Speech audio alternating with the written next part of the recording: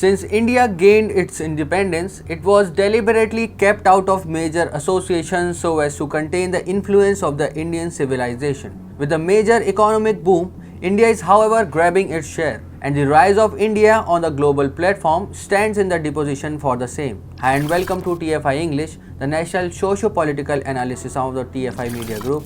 I am your host Piyush, and if you haven't subscribed to the TFI English channel yet, please hit the subscribe button and press the bell icon to receive all the latest updates. Coming back to the story, in this video, let's decode India's idea behind I2U2. The international and the left-leaning cable are busy calling India's foreign policy absurd. Multiple articles have been published criticizing India for adopting a hard stance while dealing with several geopolitical crises. But in reality, we stand different with a different approach. While the entire world is busy criticizing India and calling its foreign policy opportunistic, becoming a part of the West Asian Quad is actually a wise step. India is already a part of Quad, and the recent Quad summit established India's role in transformation of the region. Now India is being called to play a central role in the West Asian Quad, which is I2U2.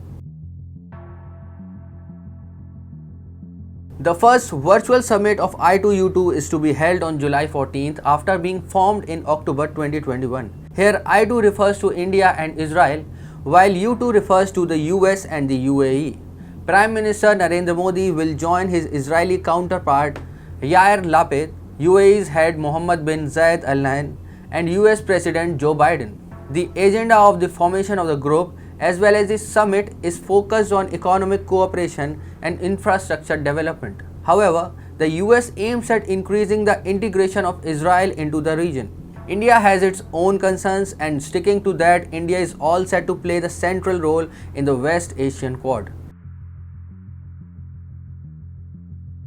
India holds deep strategic bonds with major powers in the Middle East. India also enjoys a large diaspora, helping it project its soft power. Adding to that, India's economic heft and geopolitical approach along with growing military power is making the nation indispensable for the region. Apart from being an oil importer, UAE witnesses India as a source of diversification and modernization. With massive IT industries, India can help UAE expand. On a similar note, Israel sees India as a major partner. India and Israel are fighting the same menace of radicalization and terrorism, which draws parallels between the two nations. Israel also looks up to India, as Israel can put India's soft power to use to solve its territorial disputes. The final case is of US, which needs India despite several differences of opinions in order to counter the assertive China.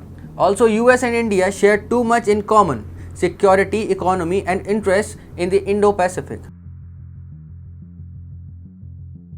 The main concern in the summit might be food security crisis that has emerged due to Russia-Ukraine crisis. The world has been looking up to India for food exports. The situation was so grave that even the IMF begged India to lift the ban on exports. With the capability to feed the world, India might stand out with an edge over the others. India is an obvious choice for the US as a partner in the goal of reviving alliances in the West Asian region, as India enjoys cordial relations with the neighboring nations, with the added benefit of strong cultural and historical ties and thriving economic relationships. India is a significant energy consumer in the Middle East, but it is also a significant exporter of the consumer goods and the labor to the region. The roping in of India is being analyzed as the US's initiative to counter China's influence in the Gulf region. Also, the US is now embracing India as a more reliable and strategic partner in the Indo-Pacific region. With these benefits lying ahead, India is all set to benefit from the Abraham Accord, on whose pretext the association has been formed, and New Delhi can further strengthen its ties with the West Asian nations. With foreign policy on point, now sky is the limit for India.